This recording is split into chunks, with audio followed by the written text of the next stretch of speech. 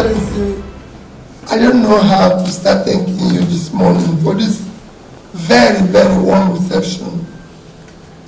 I'm in Edo today just as part of my consultation and visit to the party and stakeholders within the PDP family. But they have graciously decided to honor me with this warm reception while I go to talk to them. As you know, I'm one of those from a great party who are aspiring to serve this country.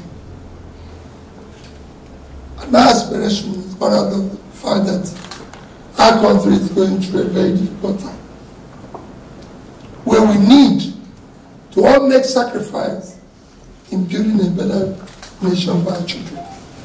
You are somebody who is conversant, because of your background, of the enormity of the problem in this country today.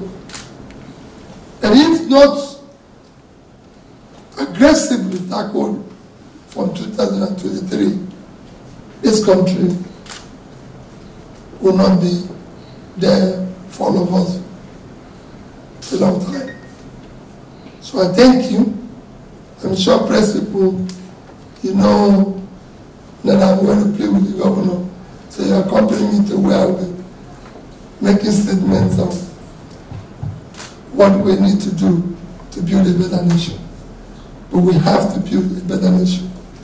I'm in alignment with anything that will bring about equity, respect, and love of each zone.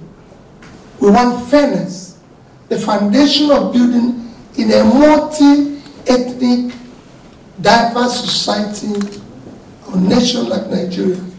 The first foundation of building unity, which you need in order to commence development, is fairness, equity, respect, and love of each. You have to bring everybody, it must be inclusive. It must be with respect. My senior brother here remains the senior brother in and out of office. But I have to respect him always. So it must be with respect, with love and inclusiveness. So we work with everybody. And of course we have to dialogue and consult. Whatever we're going to do must be with consultation, dialogue, care. We're very grateful and pleased that His Excellency Governor Peter Obi found it fit to come and talk to us and consult with us this morning in Edo on his aspiration to be President of Nigeria. As you know, Edo is the heartbeat of Nigeria, and you cannot, it's very strategically placed, both physically and politically.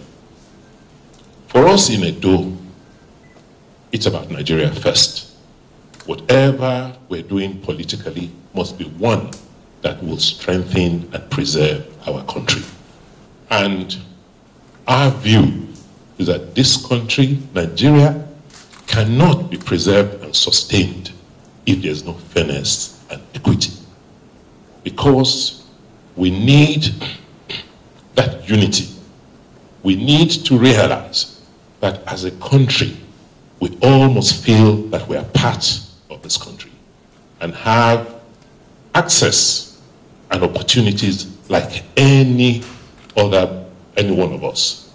So as we look towards 2023, we must understand that for us to preserve our country, all parts of this country must feel included in the politics.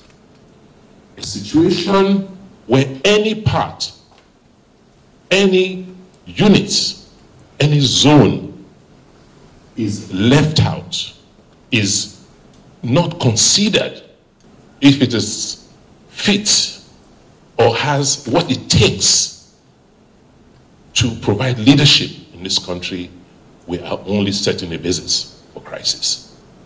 So whatever you call it, we must have a situation where there are adequate consultations across the various groups, across the divide, so that we can build, if you don't even call it a consensus, but build an alignment to produce a leadership that can take Nigeria out of the crisis we face today.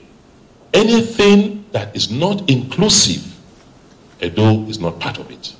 Because Edo wants us to build a strong, united country so that we can face the challenges ahead of us.